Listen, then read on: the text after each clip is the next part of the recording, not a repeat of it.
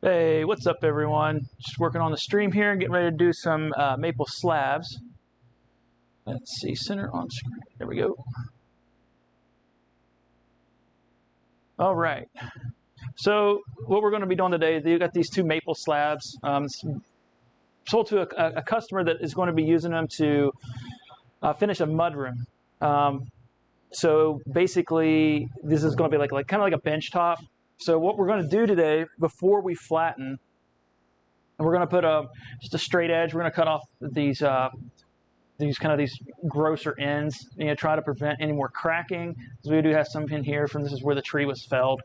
So that's what we're going to do. We're going to straight edge this side. I may straight edge this side too. I'm not 100% sure. So the center is going to be basically the bench is going to be in the center of the slab, and it's going to be an L shape with the mitered corner.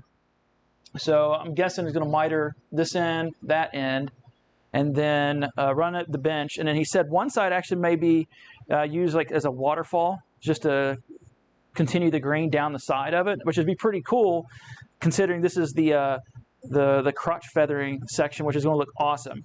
Right now it looks gross. It looks really bad. It's hard to see through the rough.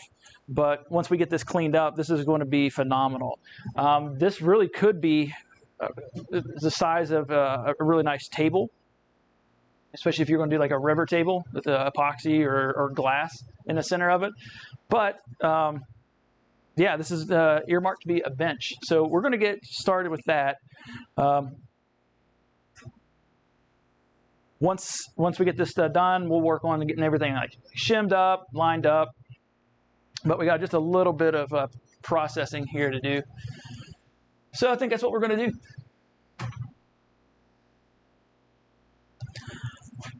All right. So if you guys have any questions or whatnot, feel free to drop them in the chat. I'll answer them as I can. I'll be checking in it from time to time, and we'll go from there. So my handy clamps here. So this is just a piece of bacote, but it was squared up from when we ordered it. So I just use this as my straight edge. It does just as good a job as a machined metal straight edge. This wood is extremely hardy.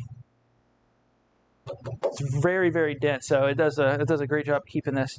And again, we're making big wood small. That's all we're doing here right now.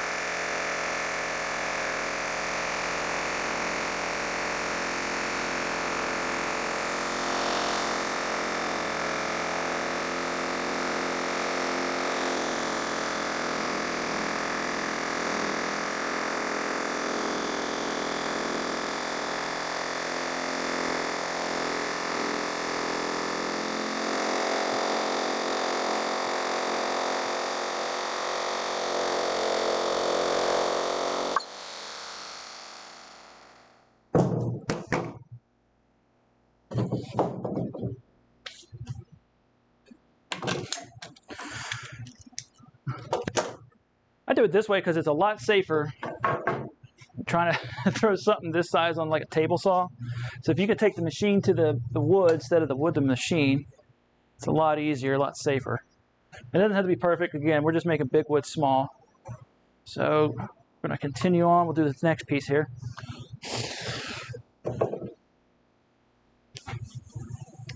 Doc, it's good to see you, man. Appreciate you joining the stream here.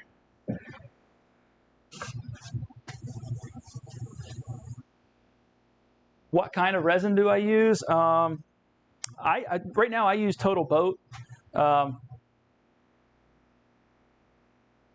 They make a bunch of different types of epoxy. They do stuff for resin pours and like tabletops.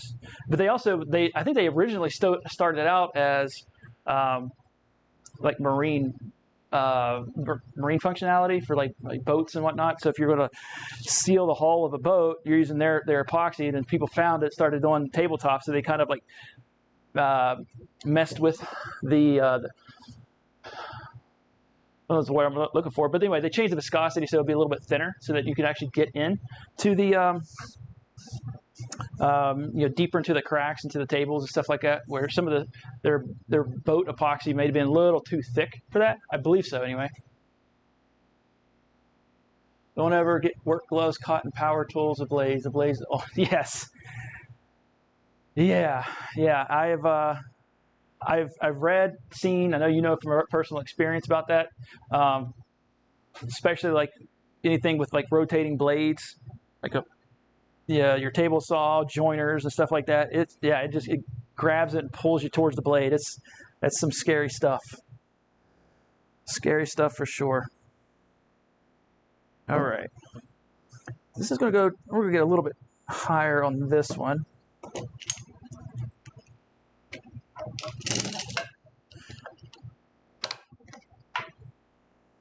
Let's just hold on here.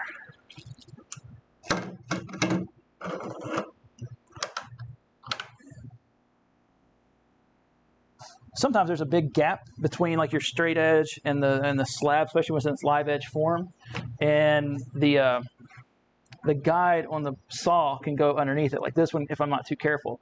But if I stay with it, like again, it's not the end of the world. Not too bad. Well, let's see here. See if I can scroll up on the chat here. What's up, Chris Galore? Noisy little guy.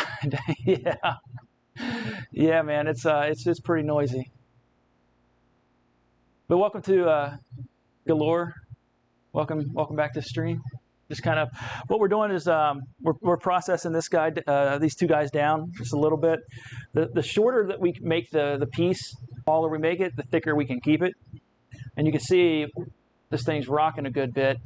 So once we get the other side, we're going to see which side feels the flattest after we get this stuff squared up, and then we'll kind of go from there.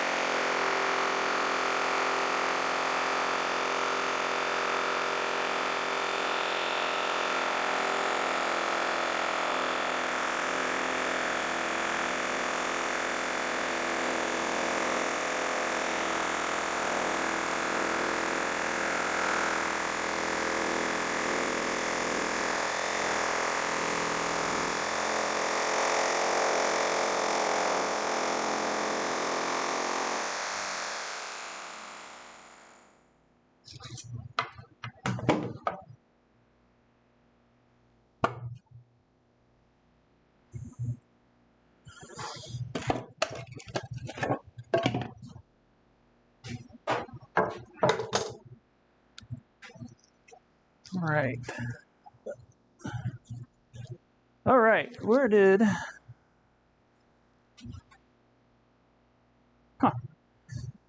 Piece fell off my clamp. It's no big deal. Oh, there it is. Just a rubber foot on it. All right, so we got these sides squared up. We'll move over here. Just going to move this up off the table a little bit.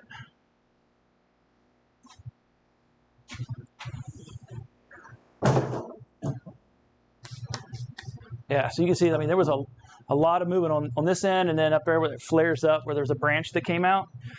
Those are notorious for uneven drying, just by the nature. This is the nature of the way it's cut. Like it was flat on this side off the sawmill. On the other side, it's like that's where the bark was. So there's all this extra space. Like I can get my hand underneath there, like my full hand, but if I were to flip it over, only maybe a couple fingers. Well, what that means is that when you're drying, the airflow is uneven. You get more airflow under the side and get my whole hand under. So that dries faster than this side does, which means that that's going to move towards the side that dries faster. And that's why that decided to move down. So then now it's pushing the slab up against that table. So that's why you're seeing so much movement here. And it's because it's the pivot point now. Little nerdy tidbit of information, but it's fun to talk about nonetheless. All right, so this is going to be a little different. We're going to working off the right side instead of the left side. That's all right.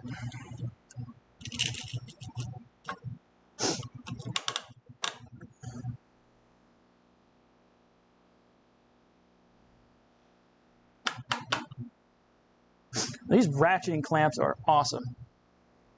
Definitely recommend them if you're needing some clamps. It's like super easy to lock down and then release. You don't have to do a whole lot of twisting like you do with other clamps.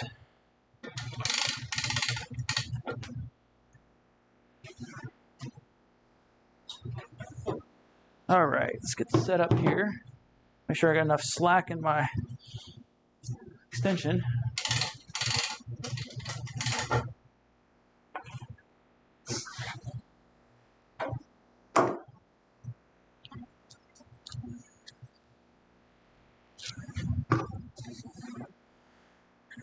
Looks like we're good here. Mindful slipping underneath when we get up to the end there, but okay, here we go.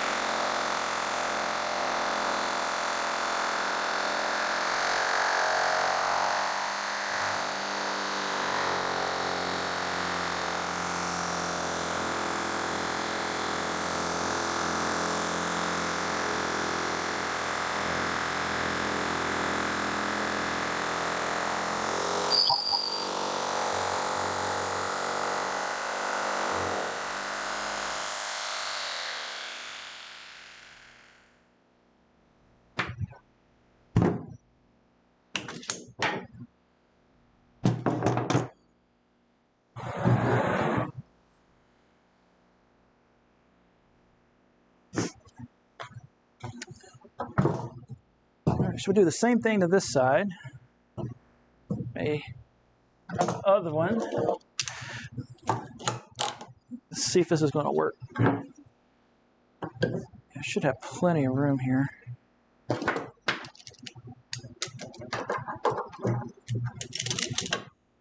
We don't need a whole lot of taking off this side. You know, we're just trying to square off as close as we can to it.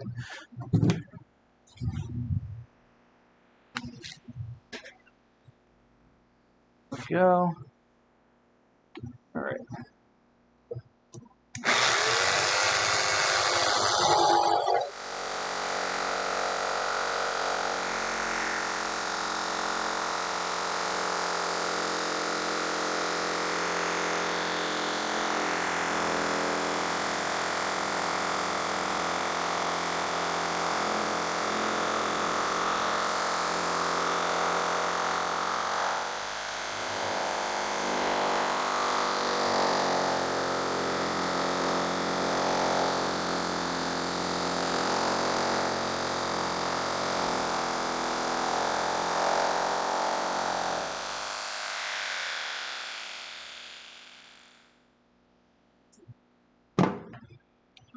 All right, it was pretty easy, pretty vanilla. All right, so now kind of get this like lined up on the table where I want it. Figure out where we need to shim, how much we need to. we'll get these things balanced. I want to keep these things as thick as possible. I mean, for just a sitting bench, 1.5 inches is way plenty. You know, it's just plenty enough material to take or to leave on these slabs. They're at 2 1/4 right now, so we got like 3/4 inch to play with.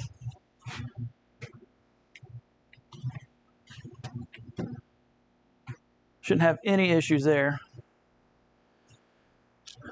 So let's see where we're at here. If we bring this back, is it too much? Yeah, so we'll go to the next one because I need to be able to lock this in on the other side. So roughly there somewhere.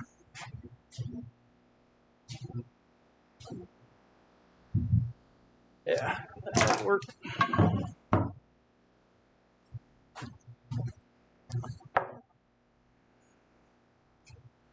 Should leave that out.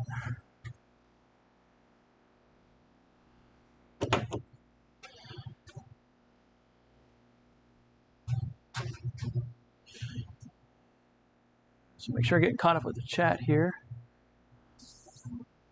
Hey Brian, yeah, these aren't too bad. I've had way worse on this table. Usually, I only have to use, you know, these shims that you get from like Home Depot or Lowe's underneath to kind of move. But every once in a while, I'll have to bring out my my chainsaw wedges, just because they have that much movement to them.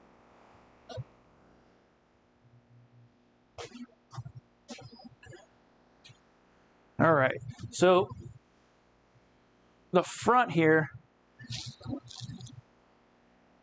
I'll show you, like we have to kind of make sure that we're going to stay within like the range of the cutter head. So we have to go from furthest point to furthest point, which is going to be about 49 and some change. There's a way to get around that. Like, so let's say, you know, 49 is kind of like the max that I can do, and this is almost 49 and a half. So this is going to take some finessing. Or we can just nest the pieces. And that's probably what I'm going to end up doing. And what I mean is, like, we'll just move this one up where it's on this table and that table. Now I can go in. I could probably even bring, oh, I know I can bring it over here. This side can come over this way.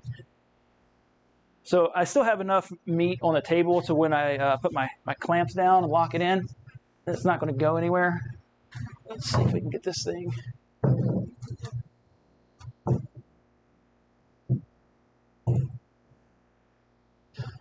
And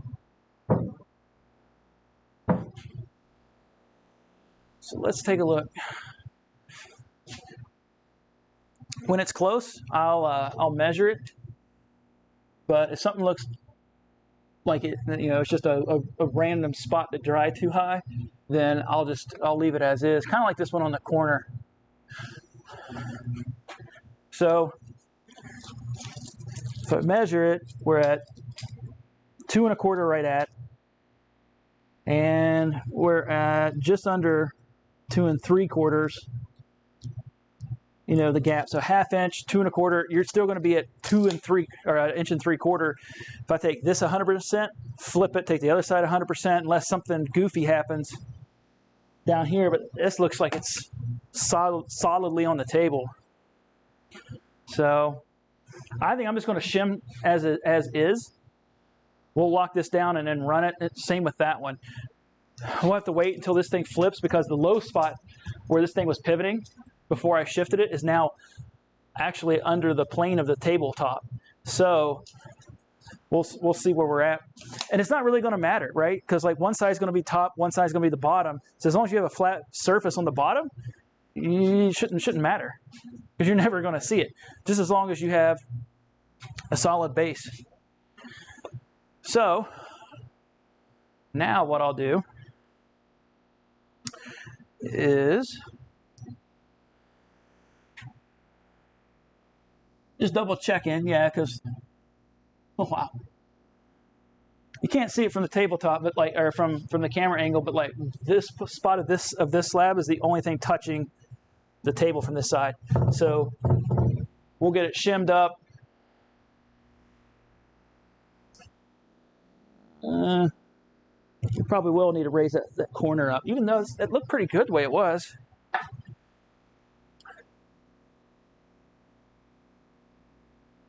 Oh.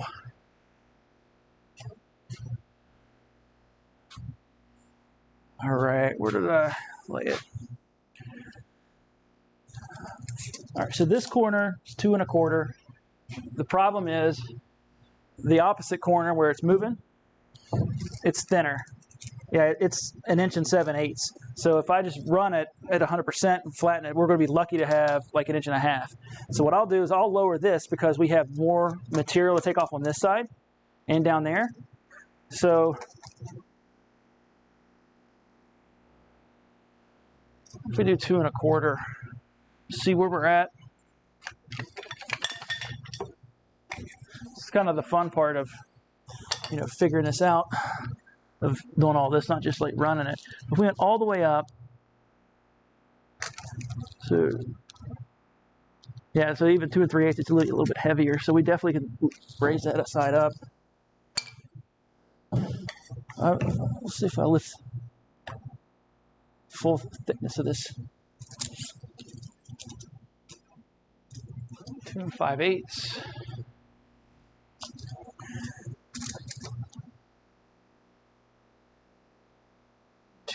Yeah, so this is 2 1/4, 2 5/8. I think this is going to be okay. Again, this is probably could even be, you know, cut off, and it's a non-issue. So what we'll do is, like, when we get this to the point where it feels like it's like 80%, I'll flip both of these, do the other side, and then kind of like see where we're at, get a game plan together, see which side looks the best, and then kind of go from there. So now we get to shim as much as possible. So I can grab like all of my shims.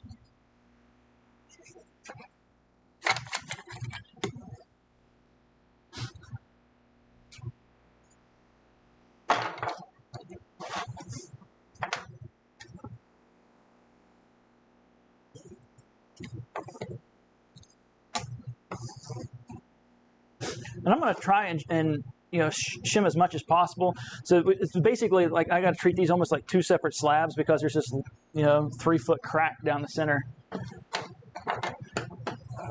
Otherwise, this side will deflect down when this side's up, and then it's kind of uneven flattening. But it's important taking your time getting this set up right. Save yourself so much headache down the road.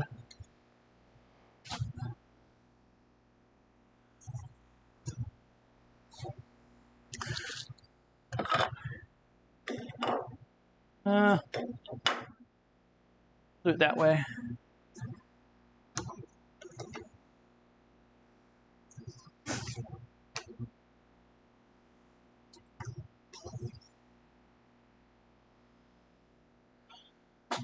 All right, let's do another one down here. Actually, probably another 2.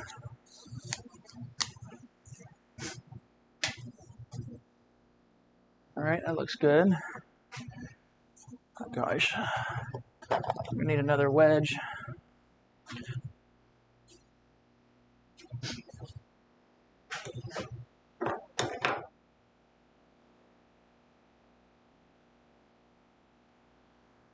All right, let's see.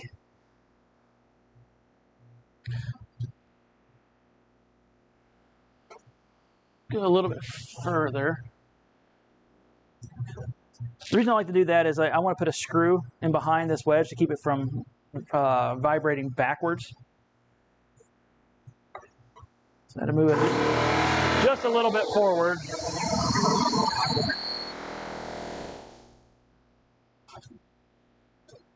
Sorry about that, my air compressor's got a slight leak in it.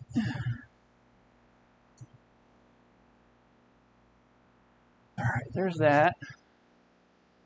Now, let's see, we're going to have to do the same thing on this side as that. So let's see. Feels pretty good there. Let's get another couple wedges. Yeah, sometimes this could be really the most tedious process of this whole project, just getting things set up. But the good thing is it's just one side, right? So like after I get these two sides flattened, then it'll have a flat reference, and when I flip it, it'll sit flush with the table, and all I have to do is just lock it down and we're good to go. Let's see.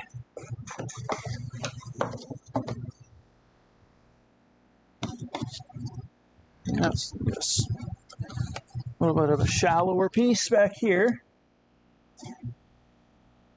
Should be good. I might actually pull this forward a bit. So this side looks good. Just be safe and do one more over here. Looks good.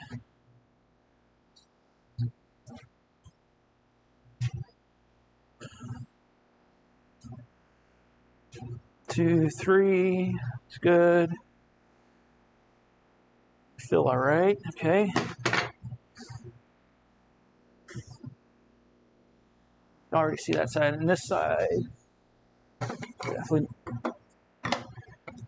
do one over here.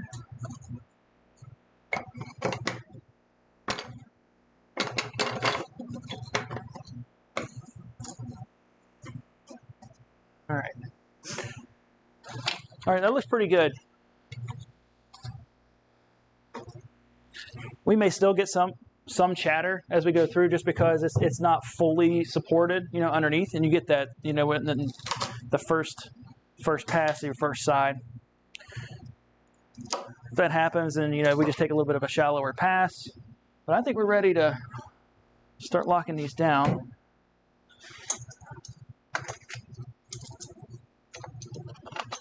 All right, so we need two here.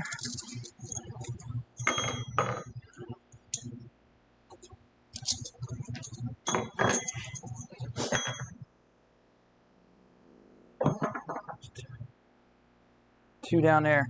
What I'll do is, after I get these secured, is we'll kind of pound on them, see if they're going to get a lot of bounce to them.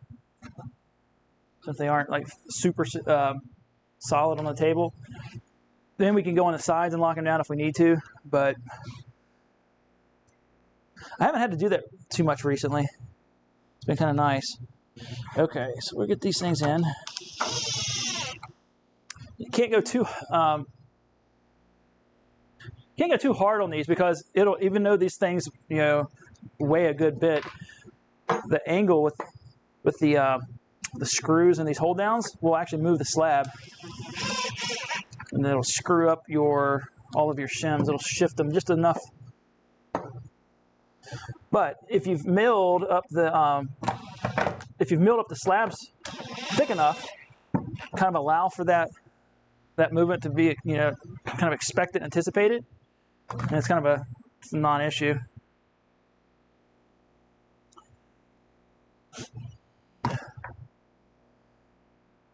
When people will ask, well, what do you recommend getting your slabs cut or milled down to? And I'm like, I always tell people at least 2.5.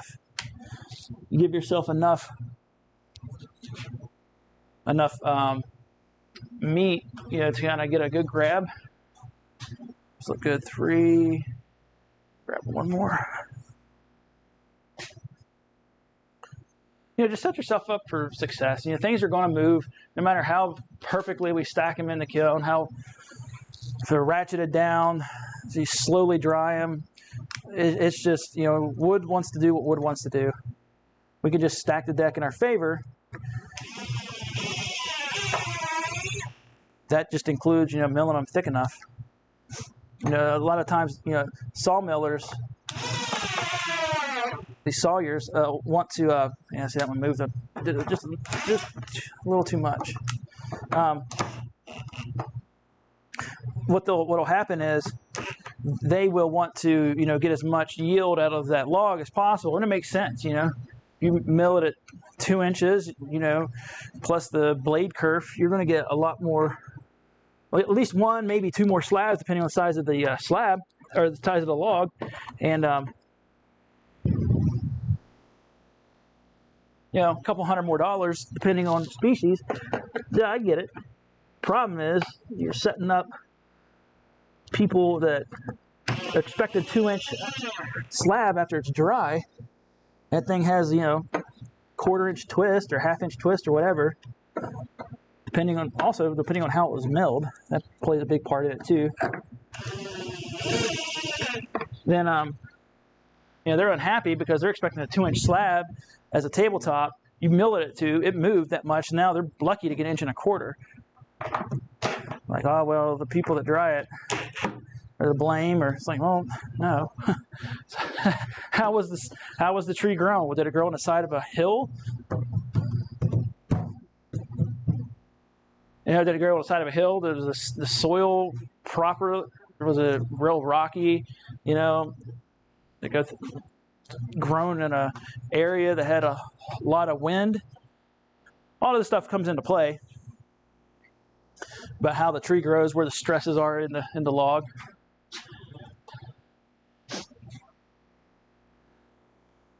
And it's going to determine, you know, how it dries, and et cetera, et cetera. So that thing's walking on me. Some of these are a little dull. There we go. It's going to be tight. I just need to prevent it from coming back at me. That's good. 2 more.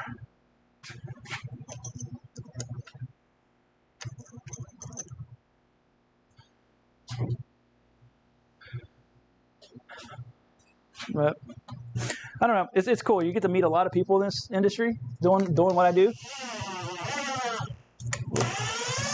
So I do enjoy it. I enjoy it a lot, actually. Plus, it's cool to see, like, you know, the grain as it comes out. You know, we don't go and cut these trees down. You know, they either fell in a windstorm or, you know, whatever storm. Or, you know, maybe insurance requires the homeowner or the business owner so these things have to come down.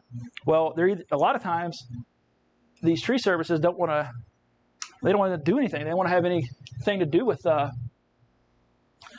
you know, taking care of the tree afterwards. So they'll either like grind it up.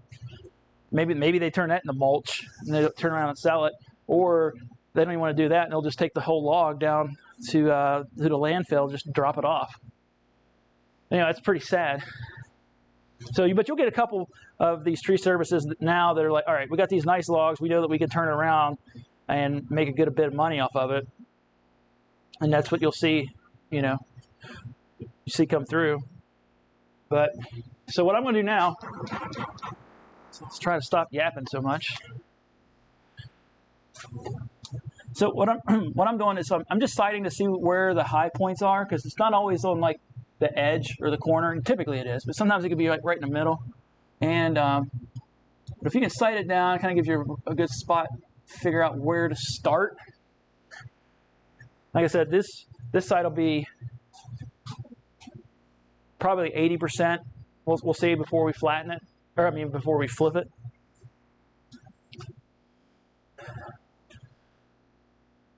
All right.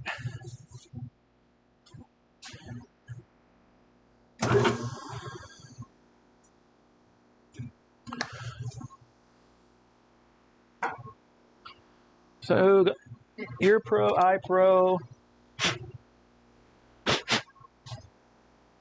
All the metal is off where the cutter heads aren't going to hit it. Wedges or shims or shimming. All right. Inevitably, when you lock these things down, something will move a little bit. All right.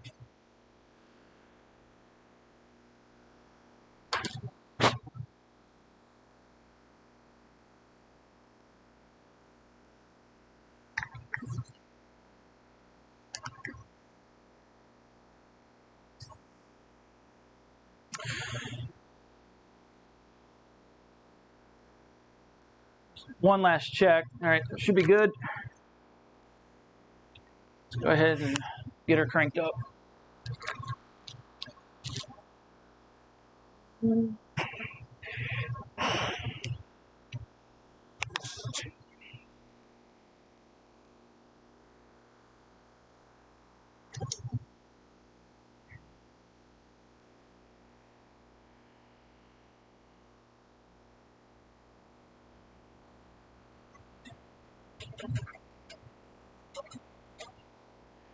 So right now, just trying to find the high spot,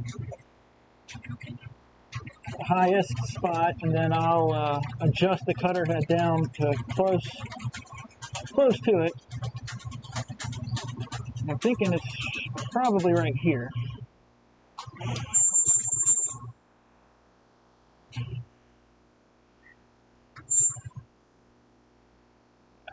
So what we'll do is we'll back it off all the way off the slab. Make sure my sander attachment is up.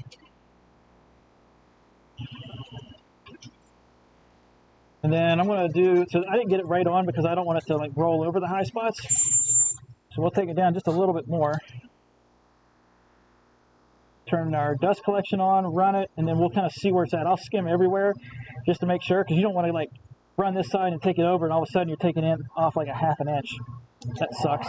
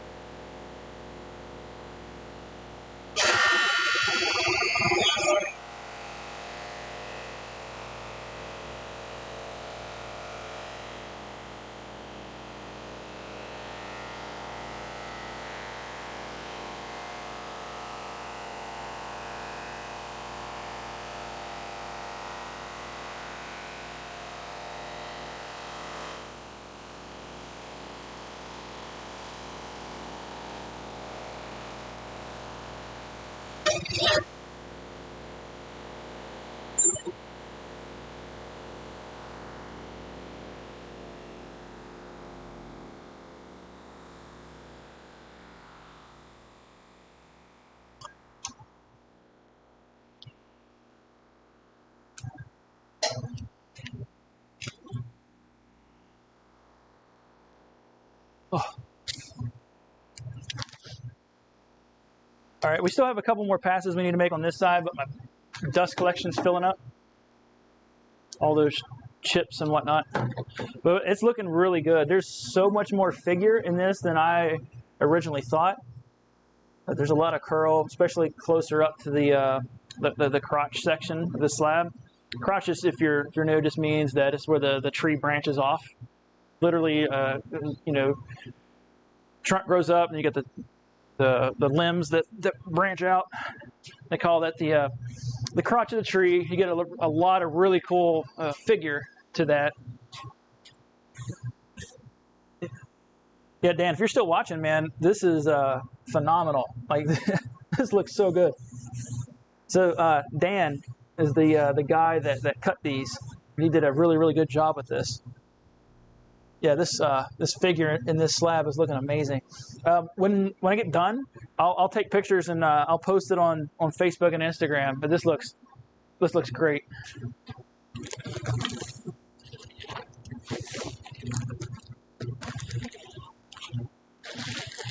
Isn't that crazy? One bag, about a half an hour worth of work.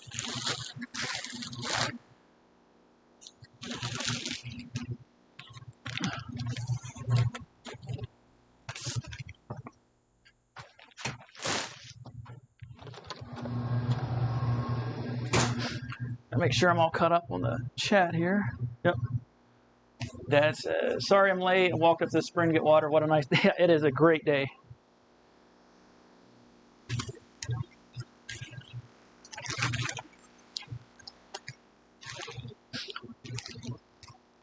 You walked up to the spring to get water. Do you carry a 5-gallon jug up and back? Like all the way up that hill?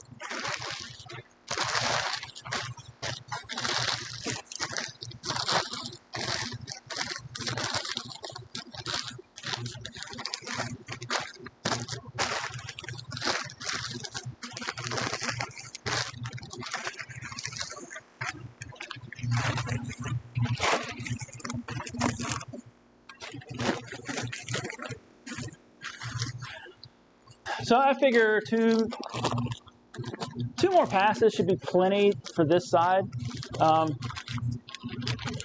Again, I don't know what side Corey's going to want to, if he's going to want a straight edge this side, keep the live edge over here, or if, you know, how much of this flare he wants to keep. A lot of people they'll kind of like trim this off and then just kind of, you know, shape it, kind of get that faux live edge. But really just depends on what he's planning to do. So once we get, yeah, it's a little bit of a still pretty dramatic drop off here. So a couple more passes, then we'll flip and flatten them out to 100%. We'll see where we're at.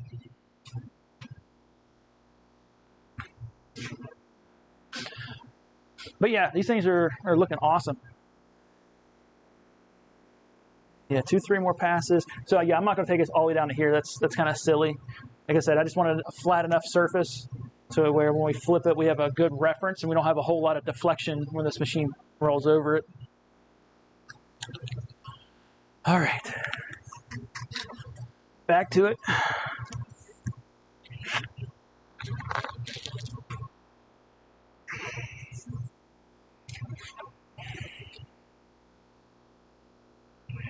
Yeah, not too bad right now. Just right at an hour into everything, included setup.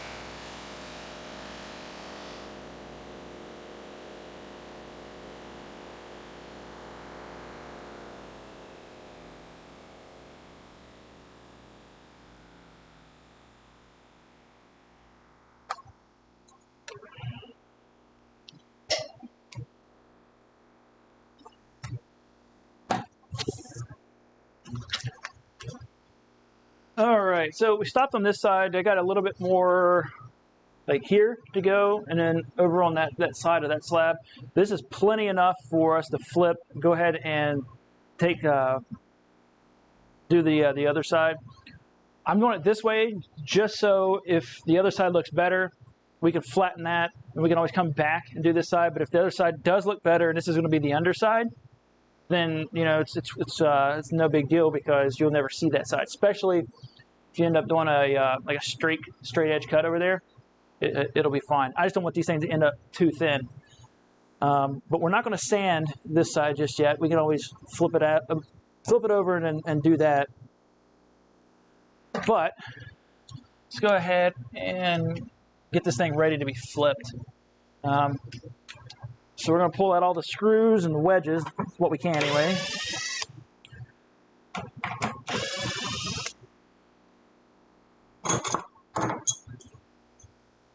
Remember, guys, don't be shy. You can ask questions in the chat, and I'll get to them as soon as I can.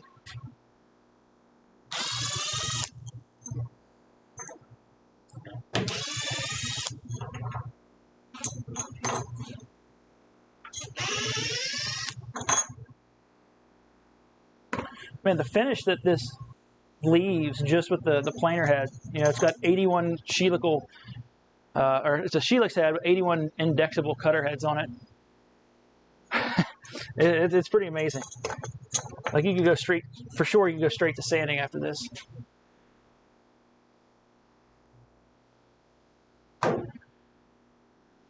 $215.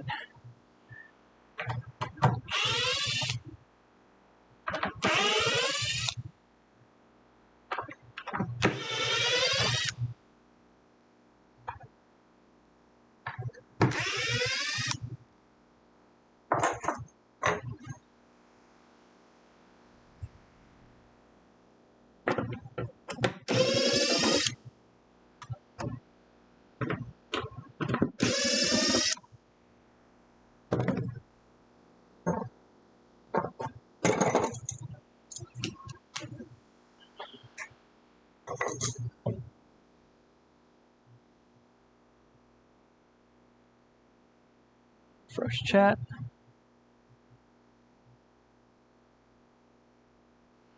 Okay, so, all right, next we'll pull these wedges and shims out.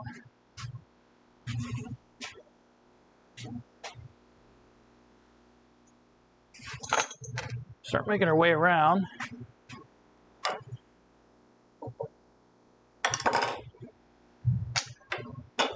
The one nice thing about doing slabs like this is, yeah, they start out pretty heavy, but then when you're finished up, they're definitely lighter, a lot easier to work with.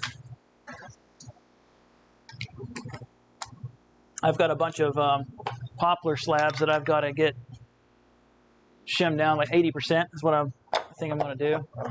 And then we'll just get those things into storage, to climate controlled center, I think. Get those out of our shop. Free up a little bit of space. Let's see. I'm getting there. Definitely a messy process. Let's see, that's some over here. I mean, most part I get all these at the same time, but if not, as soon as you flip these things up on its end, it'll flip out. Let's see here.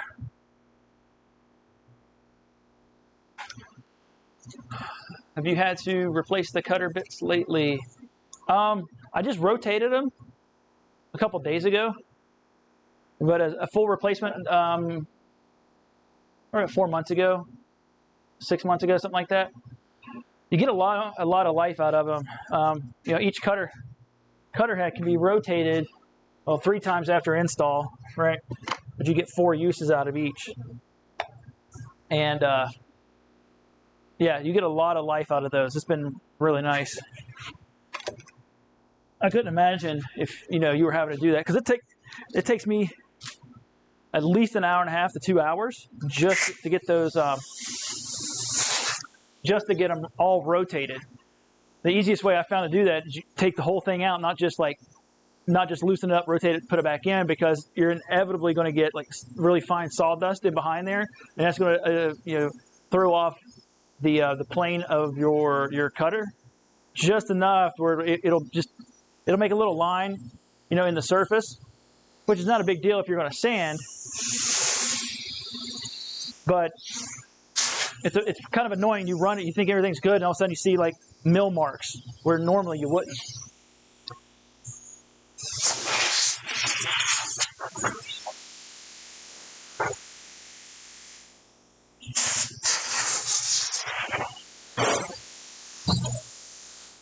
So what I'm going to do is, I got to leave this hooked up. We'll get these things flipped, and then I'm going to spray underneath them, because we need as flat a surface as possible for a good reference. Like, if you put enough of this sawdust, it'll raise up this side a little bit, and then both sides won't be flat and parallel. Well, they'll be flat but not parallel to each other. It defeats the whole purpose of planing them down. Yeah.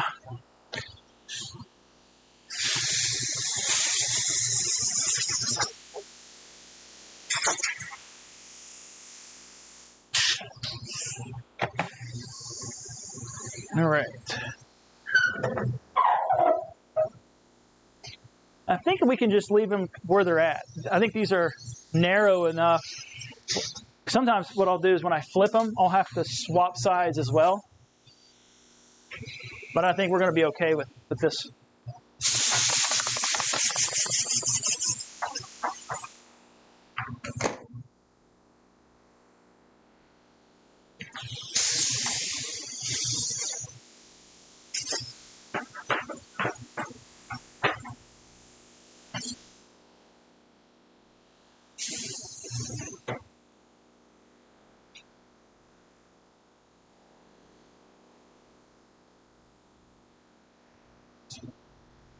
Yeah, that looks good.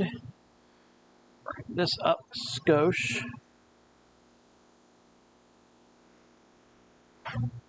That over. And again, just trying to keep everything within the limits of the cutter heads.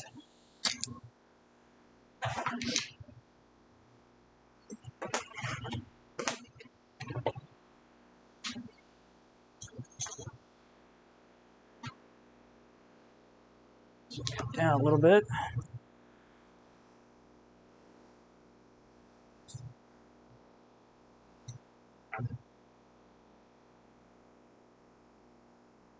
Good. So what I was doing there is sometimes it's hard to get a bite in because there's a metal piece underneath this 3/4 inch plywood, but you have a lip.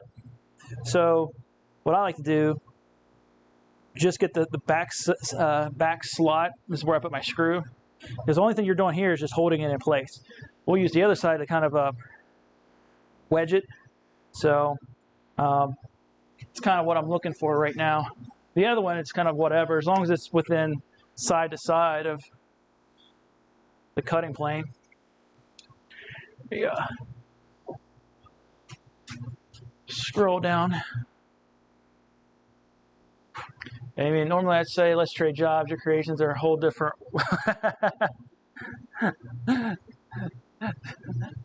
Thanks, man.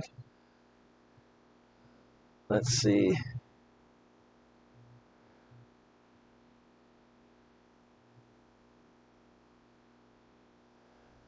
It's good that you can rotate them. I'm sure they're expensive. Yeah, I mean, yeah, for a whole set. Yeah, because you got to buy, there's 10 to a set, and there's 81 cutter heads. So you need 9 sets just to get a full replacement. So you kind of somewhere in the neighborhood of somewhere around $200 to replace the whole set. Not terrible, but yeah, it's still a good bit. All right, one more here, 2, 4, 6. 2, 4, the rest of these.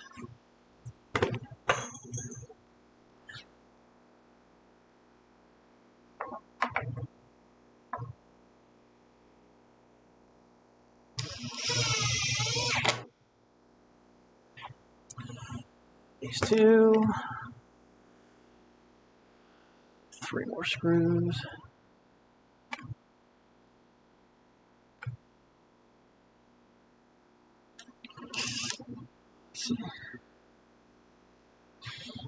Well, I may as well do this side since I'm on over here.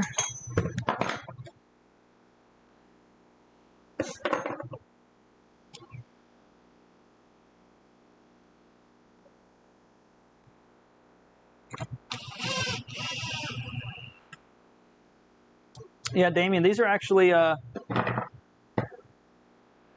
not for a project that I'm doing, but for a friend. We used to work together. Well, dude, you know, it's Corey Bauman. Yeah, he's doing it's actually a pretty sweet mudroom. He sent me pictures of like one that's similar, not the exact one that he's doing. So I don't know exactly how his is going to turn out. But he wanted some live edge benches, so that's what these things are going to turn into.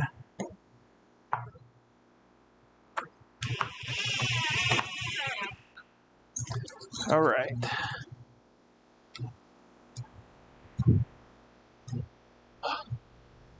The air conditioning's on, but man, this building really holds in the heat when the sun's beating down on it.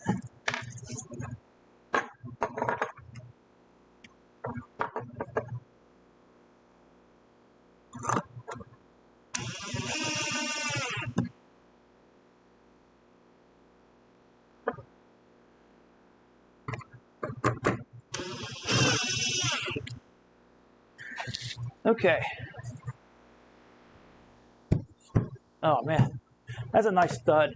Everything's solid on the table. So now we're ready to go. So what I'll do now is I don't drop the cutter head. Not on this first pass after I flip it. What I'll this way it'll just hit the high spots and should skim across, and then I can drop it. See how far I can drop it and take a deep cut.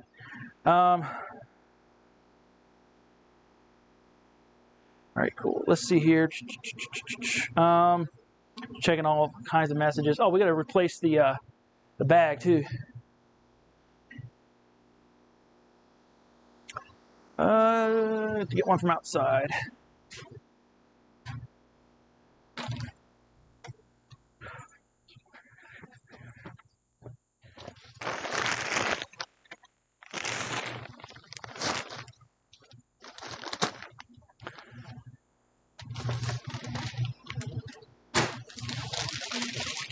I need to figure out a solution to get this stuff piped in or piped through the wall and just go into a big bin outside. These things fill up ridiculously fast. I mean, it's kind of comical actually. You put in a full 8 hours, you're doing like flattening, and I mean, you're talking 15, 16 bags of this stuff. It's a lot of compost if you use it for that. You mix it with wax and turn it into like a fire starter, but like one bag of this stuff produces, I'm guessing 10,000 fire starter bricks. You have to have a massive client base to produce anything like that. Not to mention all the time it would take to mix it. Let's see. There we go. All right. All right, that's good. All right, now I think we're ready to run it.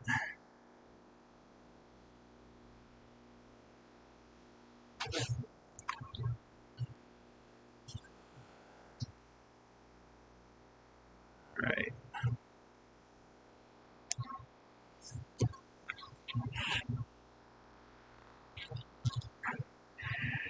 All right. Glasses, Ear Pro,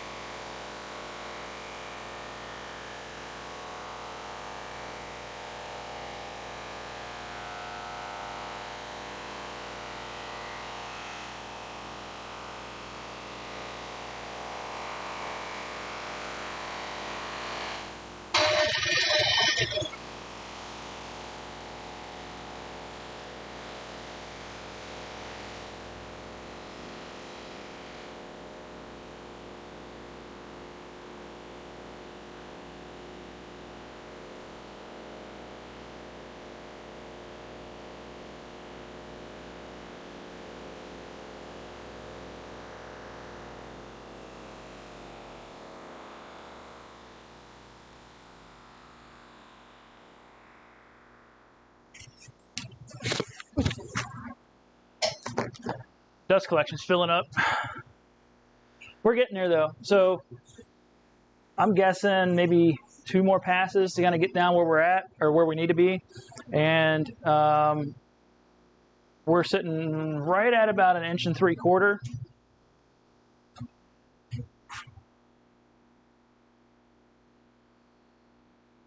One second. So yeah, we'll get the bags swapped out here. I'm gonna get caught up on messages too. This side, yeah, we will. Once we get this where we want it, we'll sand this side. We can flip it over, skim the other side if we need to, and then sand it. But we'll do that after we get confirmation from the client what he wants to do. But let's get this bag taken care of.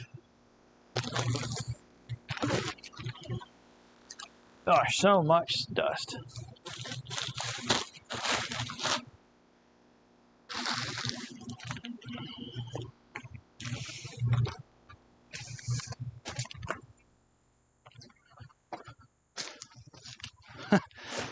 So inside I've got 1 bag. I've got another 1, 2, 3, 4, 5, 6, 7 bags outside.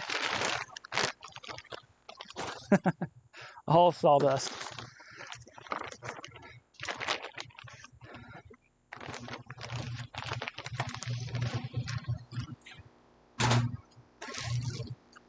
And we're not even close to being caught up on getting all of our stuff flattened and whatnot. I've got about 5 more small maples to flatten up. Got a walnut back here I need to get done. I've got 5 or 6 more maple slabs that need to be processed down and then flattened. Most people, at least like with like the size that we get them, they're somewhere between 5 and 6/4, just 1 1/4 inch, 1.5 inch thick is what we have them milled up at. Those are good for charcuterie stock, serving trays. You might get a couple benches, out of it. It's a little sitting bench or an entryway table.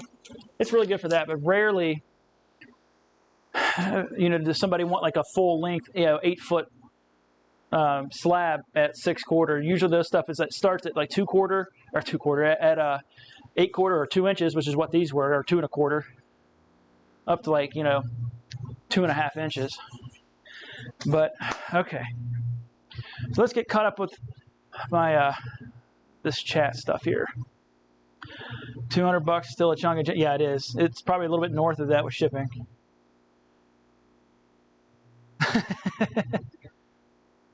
Woodworker, project manager, you guys chatting back and forth. Oh, finally Nightbot came back in, giving us a little shout out with our slabs. I see it's like sport needs a lot. I got to run. I'm starting to get some buffering. It's definitely on my end. Talk to you later. Okay. Cool. All right. All caught up with chat. Let's see if you got back to us here. No, not yet. Okay. So we're going to finish up. Like I said, we'll see where this last pass is going to take us at, and then we'll do like 1 or 2 more. I'll get a measurement real fast before I get all masked up again. All right. So we are just under, sorry, that was right at 1 3/4. Once we finish this up, we'll be somewhere between 1.5 inches, 1 3/4. If we're lucky, 1 5/8. But I think it's going to be, actually, I think it will be about 1 5/8. That's if we just stop on this side. If we flip and then have to finish the other side up, it'll be closer to 1.5 inches. But I think this is going to be, a good side here. I mean, the split's like getting further and further down in the slab as we go. We'll see if that's going to be a problem for them, or to do maybe like an epoxy backfill. I think that'll look pretty cool. That side's got a long section, so you need a 5-foot section and then like a 3-foot section. So you're still going to have to, assuming you get rid of the knot, it's going to be right there. So you might be okay with this split. All right, so we're going to run this last one here. See where we're at. All right, so yes, okay. So you did get back 1.5 inches, if possible, to stop at. All right, cool. So we'll run this. This will probably stop at like 1 5/8. We could flip it, finish off the thickness, 1.5 inches. Well, that's where we're going to stop at. I'll take pictures as we go. Yeah, that's kind of it. That's how we roll.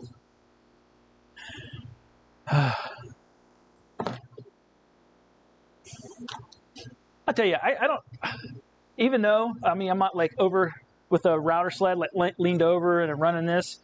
It's not hurting my back, but it's just like standing for so long. I don't know how people can do this for 8 to 10 hours a day, all week.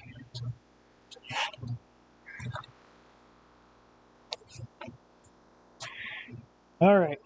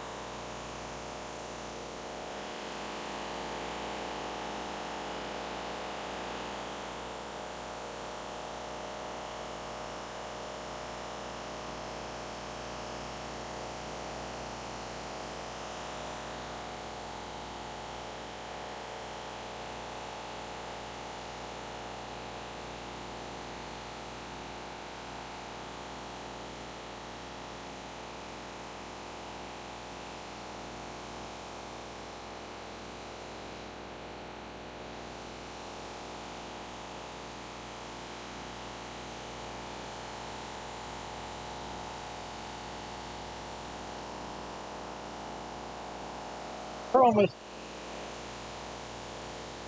now.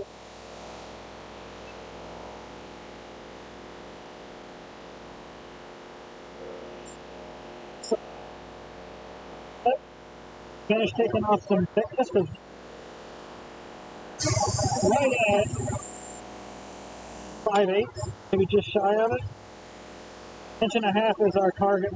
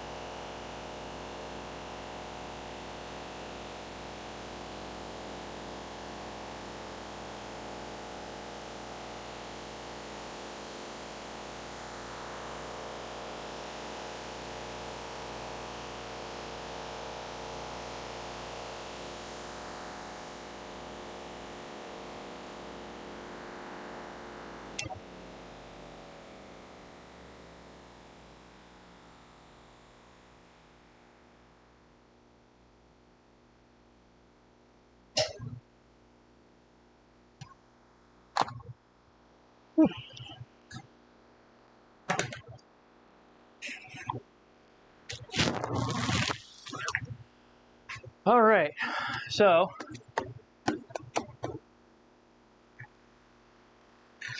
kind of recap before I have to get off here and end the stream. So we got this side flattened. We took this to 100%, and then we sanded it. It looks phenomenal. This grain over here is just insane. I am going to take some pictures of it after I get it cleaned up a little bit. Blow this sawdust off, and then I'll post it on Facebook and whatnot if you guys want to check it out. I'm going to take pictures of this. I'll flip it and take pictures and see if the client wants us to continue, because 1.5 inches is our minimum, and we are at well, we're at 1 9/16, so it's almost kind of futile to flip it and take any more off.